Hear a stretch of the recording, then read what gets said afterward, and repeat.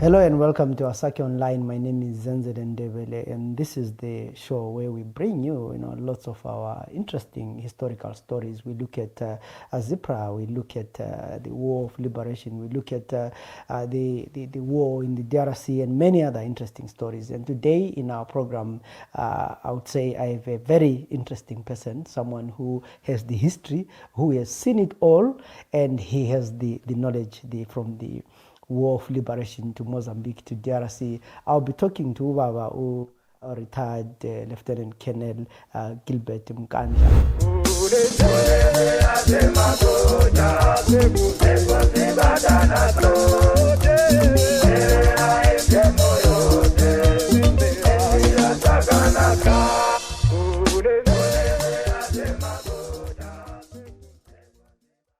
So, what time do you leave Mozambique? Or which year do you leave Mozambique?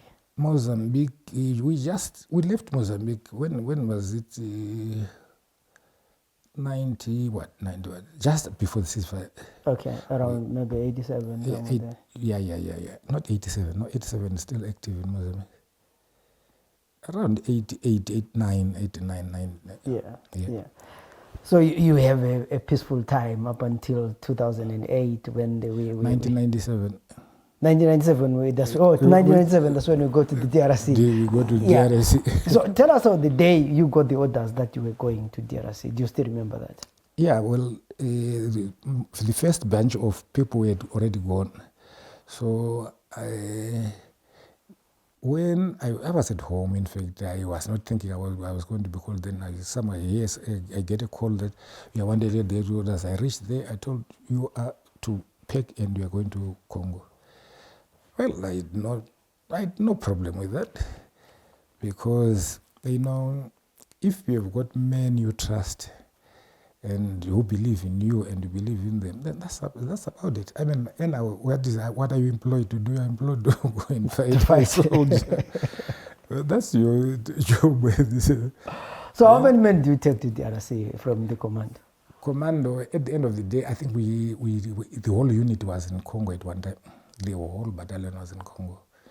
But remember, each unit has got 4 companies, fighting companies. That is A, B, C, D. Then we have got your support and you have got your headquarter element and this and that. So everybody was in Congo except the support staff only, which remained within the barracks. So you get to the Congo. Where do you land, and what's your assignment? My first assignment when I reached Kinshasa was to go to a place called Malele. That is close to the Angolan border.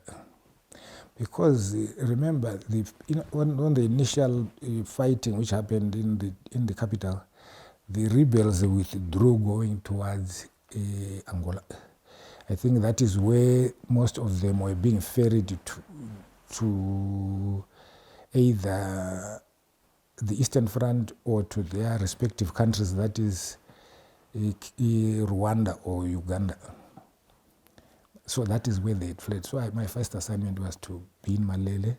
I went there. We didn't do a lot of fighting there until we were recalled and we had to regroup in Bandaga. So the whole unit was supposed to be in Bandaga. I went to Bandaga. My first assignment when I was in Bandaga was to go to... In fact, what had happened there is the Congolese army is typical of them to do. In fact, maybe that is what happened when they were with the South Africans. When things get tough, they just throw away their guns and run away. So they were running away, and my mission was to go and make them stop and fight and take off the rebels who had assembled in an area called Moboza. So when my first task, in fact, I had 2 helicopters and we have 4 officers. It was me, Bengesai, Marisa, and Samuel Mateo and so was to go and see where we were going to stop these Congolese forces from running away. So when we went there, I took this Bengesai because he had stayed in a village close to the place where we were going. and he knew the people around there, so for information and this. So when we arrived there, I directed that we are not going to land the helicopters until we are sure that there's nothing in the ground there. But I don't know what happened with all of us, including the two pilots. Nobody thought about it. When we arrived at the village, these people knew these helicopters, but they ran away and crossed the river to Congo Brazzaville, and they all assembled there. They wanted to watch. They thought there was going to be a big fight. So nothing really. All of us would come to thought that there was something really happening here. After some time, I decided to land. We said pilots can land the helicopter, and we landed there. And we just walked around, just seeing which ground is suitable for the deployment of weapons, what. And these people are watching. We never thought there was trouble. And so the rebels are watching you? Yeah, watching. Plenty. Those are the ones who ended up at the confluence of the Congo River and Ubangi River. So I think their mission, later on we had to hear that their mission had been to go and close, to make sure that the ships, the boats we would use will never come back. They will block us there, and they were sure that they would maybe wipe us out and this and that, and take these boats. They are the boats which they wanted to use on their way to Kinshasa. So we just walked around, and later on I decided, let's go back to Bandaga, gentlemen. When we arrived, so you never saw anything? We never saw anything. When we arrived in Bandaga, I was told by the Congolese, it's only that we were undermining them, but those people had equipment, intercept machines. They could detect that there is enemy movement around. They told us that, we can pick their signal. It's very close. These people are very close. I said, this is rubbish. But they're telling us the truth. But because we normally undermined them, I think that was a big mistake. So I prepared, because I was the one who was going to go to Moboza. I prepared my forces. Attached to me was also 2 battalions of Congolese soldiers. Me, I only had 42 men, I think. 42, yeah, we were 42. Then we embarked on our journey to Moboza. So we were relaxed. We thought the war is in front. They were relaxed when we were crossing. So you were going by ship? Boats, yeah. Boats, yeah. Yeah, I was leasing without boots, without anything. And we see these people at the confluence of Congo and the Ubangi River. We thought they are FARC and this and that, those Congolese soldiers. Because sometimes they just they don't have proper uniforms and so. So when we saw them, they were saluting us as we passed through. We thought they are Congolese, because there is a naval base around that general area called Irebo, I think. So we thought they were forces from Irebo, maybe just patrolling and this and that. We just passed through. They let us pass. They didn't fire any shots or anything. They just let us go. So the Congolese had traveled in front of our ship, our boat. When we arrived at our area where we would launch our operation from, that village, where there was a village, we found the villagers had already run away. We thought maybe the Congolese soldiers were harassing them because they would want to take their food or something like that. So I was not sure what was the best. I said, are you the one who came with the helicopters? I said, yes. I said, yeah, they were rebels. Yeah. I said, no. I said, they were rebels. They were telling me. So my tour, I see, by then is now a colonel, I think is Vute, was a boy called Vute. He knew these people. So he said to me, okay, give me a speedboat. When these people are not around here, I know where to find them. I said, okay, I gave him a speedboat. So he went hunting for them, and he got them. He knew exactly where to find them. He found those people hiding somewhere. They told him that you are our son. When you look at you, we don't go back there. Those people are too many. They are going to kill you. We can keep you here. I said, oh, are you sure? There were plenty when the bosses came here. There are plenty, these people. And for sure, some boys started going to, just making some patrols to check around the vicinity what was happening. And they saw the trail they'd left there, that these people were planned. So where were they hiding when you arrived? There are bushes there, those are rainforests there.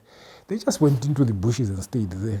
I think they were disciplined a lot because they would have scored big, because 2 helicopters and 4 officers at one time, they would have caught us, and there's nothing could have done. But they decided not to do it. I don't know why. They would have scored bigger than, at the end of the day, they lost more. So Bute went there, got them. Then they told him that the number of the rebels who were in the area were just too many for us. And these people are going to kill you. Bute came back to me and told me the story. I said, but there's nothing we can do here. So how does he has to go ahead?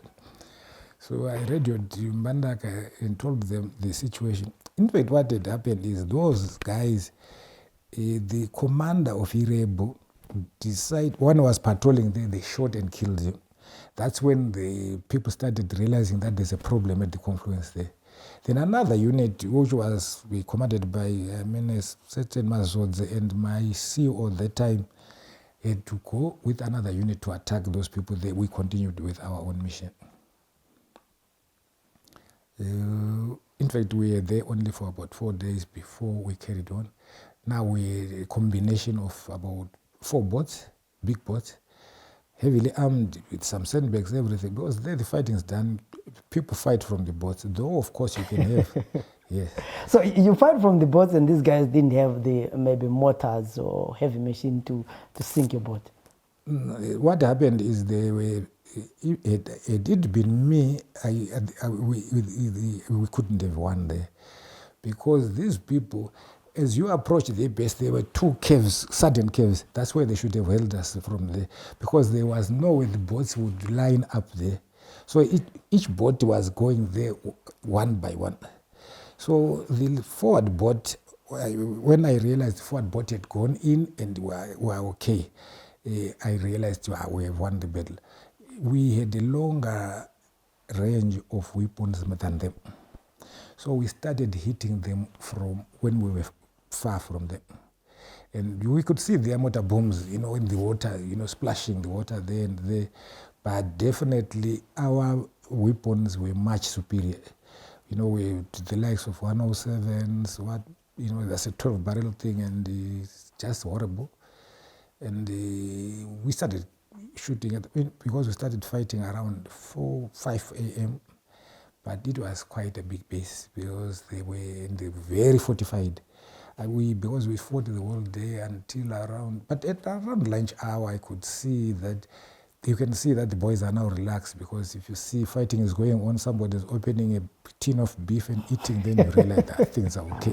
You know that they are winning. That means boys are now settled to are winning. So until we were quite sure that now we're through around 4 o'clock, I think,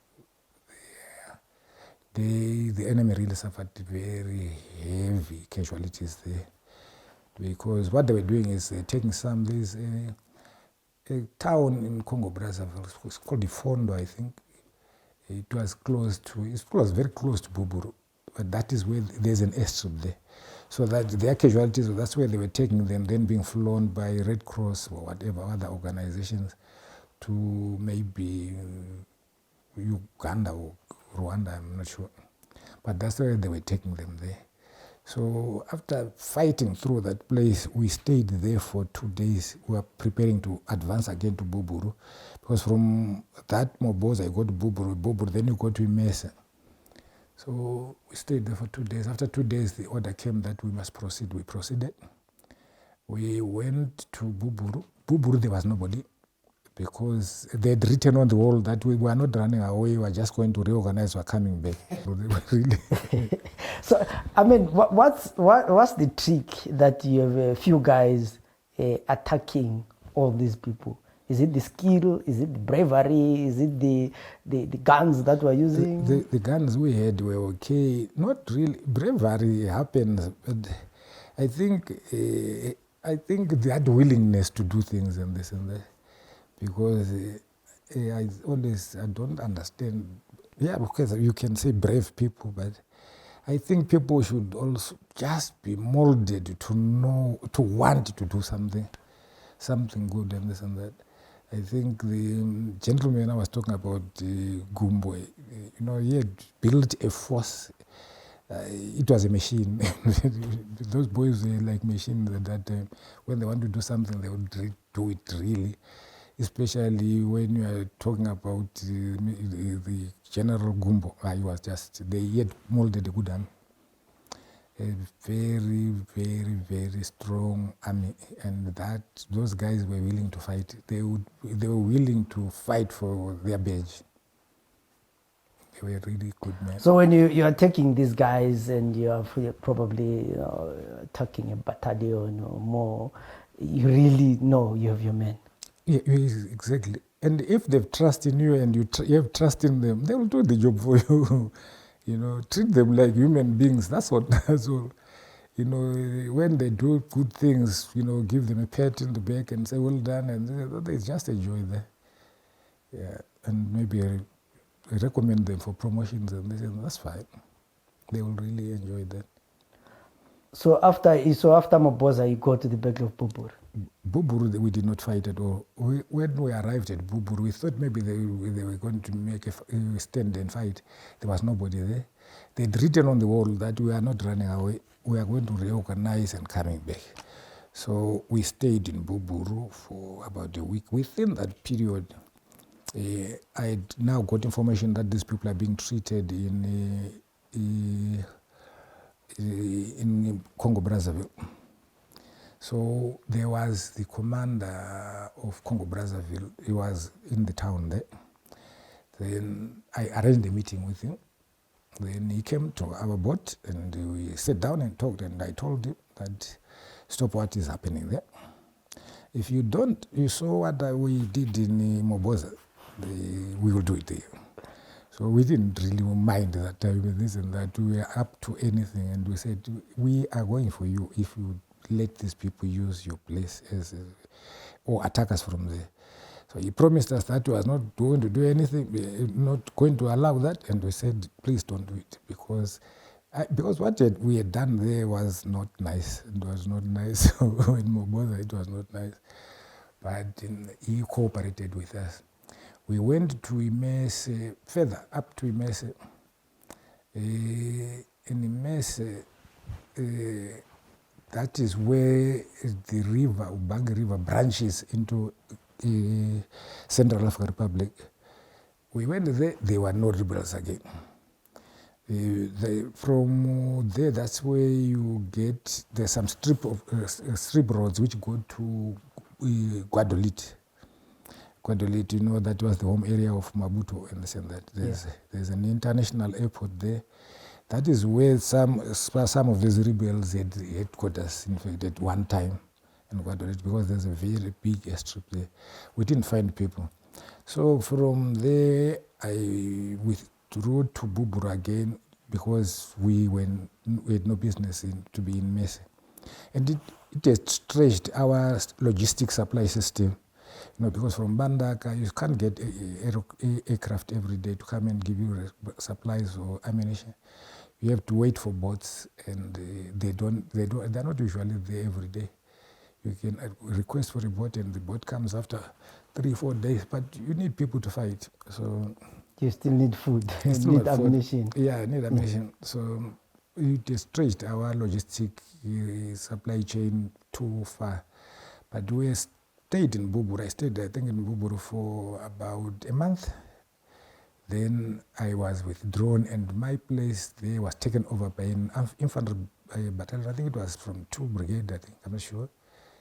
No, it was 1 brigade, I think. So they took over from us because we were wanted for other tasks again, along the Congo River, not the Ubangi River. So the Ubangi River, we left it with 1 brigade, then I withdrew back to Bandaga. So the DRC War was fought in boats and in rivers, basically. Yes, because most of the bush is, you cannot, You cannot, because you cannot move vehicles. Some of these places, you can only drive your car if you have got a car around the town. If you have to move to another town, then your car has to be put in a boat or in a plane, because there are no roads to travel. So most of the battles were fought along the rivers.